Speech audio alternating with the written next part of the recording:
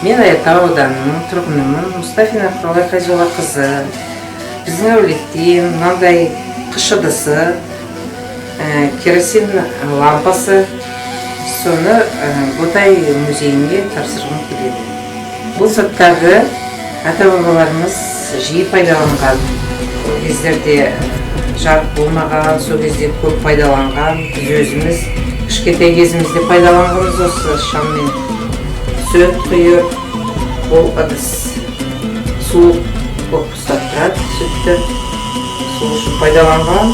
Ботай музей қорығына экспонат бергеніңіз үшін көп рахмет.